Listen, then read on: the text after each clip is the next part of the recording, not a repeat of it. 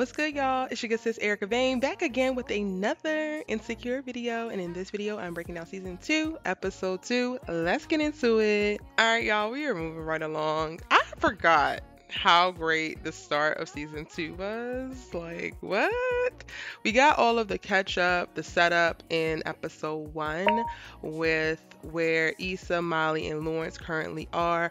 And in episode 2, we really just kind of carried along, but we also get some like final decisions, right? So in episode 2, it seems like, Lawrence is pretty much done. Issa is still reeling from the fallout of them actually having sex at the end of episode 1. And while he takes some time to process and to think about it in this episode, ultimately, he arrives at the decision of like, yeah, he doesn't necessarily want to go back down that road. What's interesting to me is his interactions in this episode. So he tells Tasha that he slept with Issa, and it's like, bro, why did you do that? Because y'all aren't together. Like, y'all literally are just smashing. And while he's trying to reject this like bad boy, F-boy persona and journey that he's on, he's literally subliminally falling into it, right? Like, he is giving Tasha all of the signs of like they are in a relationship, they are working towards something. Meanwhile, he's just keeping himself busy. He is just occupying his time and his penis, okay? And it's really nothing more, nothing less. He does like the comfort of having a pseudo type of girlfriend, because Lawrence, at his core, I believe his character is a relationship type of guy, which is also why he is flailing the way that he is now that he's outside of this relationship with Issa. He is definitely a guy who needs somebody. And part of Lawrence's journey over the course, I think, of the series is him coming to that realization and then figuring out if he wants to change that, because at the end of the day, he ultimately still would be in a relationship with Issa had she not cheated on him. Again, we get to see him arrive to this decision, and honestly, we get to see him arrive to this decision without actually communicating this to Issa. So ultimately, he winds up communicating this to Molly, who then telephones it back to Issa, and that, takes its toll on her. But we get to see him have that conversation with Molly, and then we get to see him going to reconcile with Tasha towards the end of the episode, and that for us is like, okay, the chapter in the Issa book is closing because he's decided to like still pursue this thing with Tasha, let her know that it's completely over and done, and he wants to keep doing whatever that is that they're doing, even though they have yet to define or be really honest about what they're doing, which is honestly a setup for some other problems. But go ahead, Lawrence, go off, do what you gotta do, bro. You better heal, process, whatever this is, keep doing it, sir. Just keep moving forward, I guess. Now with Molly, in this episode, we get to see a ton of additional context given to her struggle with work. She is trying to make nice with her bosses, with the partners, try to get to know them, and she's now committed to playing the game, joining the boys club and trying to climb her way up, get more money, to move ahead specifically within her law firm, and she's deciding to put her focus there.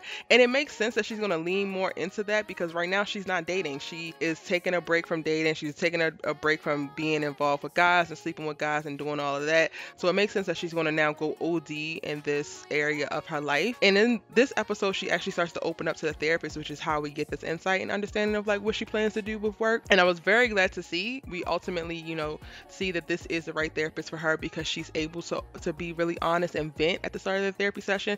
And I love the conversation that the therapist gave back to her, because she talked about how Molly frames a lot of things in her life with the word should. She introduces the concept of magical thinking, and that is basically when people create an ideal or fantasy of like what their life should be like, and then she ultimately asks, like, if your should didn't come into fruition, would you be okay with your life looking a different way? And we don't really get the answer, but it seems like her answer would be no, because Molly at the end of that appointment doesn't necessarily agree to keep up the next appointment that would be the following week at the same time, and she seems really disheveled by the question. I think that this is a question that's going to be a running theme for Molly in season 2, and trying to answer that, or trying to get to a place of maybe that answer to that is no, but maybe she knows that the answer needs to be yes, so she's going to try to work through that. And child, that's a lot to handle. Like, that reminds me of a conversation I had with my sister.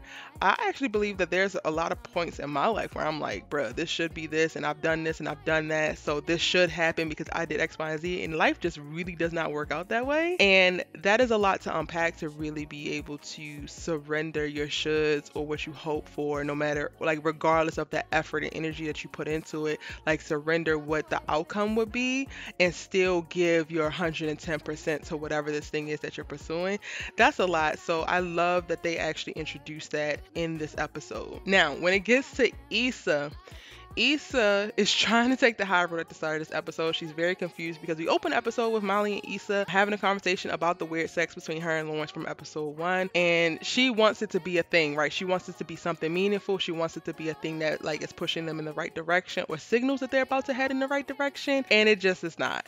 And we really watch Issa fumble through the episode. One, starting trying to take the high road, but then deciding to take the low road after they find out about Tasha because Tiffany has known, and then Molly finds her on Instagram, and Issa kind of spends random moments throughout the episode trying not to insta stalk the girl, but because she's not hearing from Lawrence, because they're not actually engaging with each other and haven't, you know, really spoken about what happened, she is left to her own devices, her own thinking, and part of that is like trying to figure out like how serious this girl is, which we've all been through. Listen, I know I have, honey.